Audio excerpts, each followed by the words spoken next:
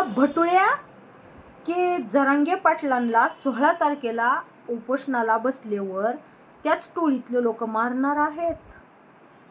अरे थेरड्या म्हातारड्या, तयारी बघ तुझ्या नाकावर टिचून. आणि तुझ्या बोलण्याला आम्हाला काय फरक नाही पडत, पण जे तुझ्या पुढे बसलेले काही लोक आहेत ना, त्यांना कळणं गरजेचं आहे. आणि हे जे पब्लिक चाललेलं दिसतंय ना, हे पब्लिक ते बघ जरा, बघितलं? हे पब्लिक आंतरवालीला चाललंय बरं का, खूप उल्हासानं. आणि तू परत काय म्हणला होता की 2.5 वर्ष गोरगरीब मराठा समाजांचे ह्यानं वाया घालवलंय, बरबाद केलंय. अरे हरामखोरा, तू अर्ध्या क्वार्टरसाठी बायकुला, सुनला, स्वतःच्या पुरीला लोकांच्या उसात मोळ्या बांधायला पाठवतोय आणि ते अर्धी क्वार्टर पिऊन असं स्टेजवर येऊन बुंकतोय.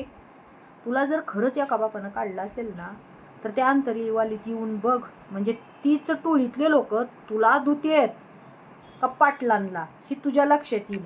तुला असं धुतेल ना अंतरवालीत गेल्यावर, धोतर फिटस्तोर धुतेल आणि पुन्हा धोतर का फिटलं म्हणून धुतेल. गावातले लोक बघायले कस काय धोतर फिटलं म्हणून धुतेल.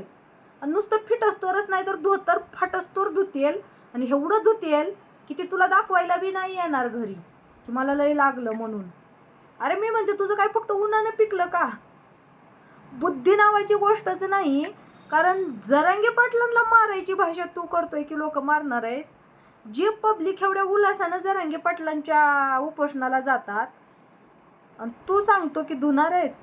अरे उगाच उचलली जी बन लावली टाळाला. अरे कसं असतंय ना, बेडकानं बैलाची बराबरी कधी करायची नसती बरं का. बैला एवढं असं मोठं व्हायला बघितलं ना बेडकानं, तर बेडक फुटतो. बेडक ही बेडकच असतो. तसं ना कधीच बेडकानं आपल्या लायकीत आणि अवकातीत राहून बोलायचं बरं का.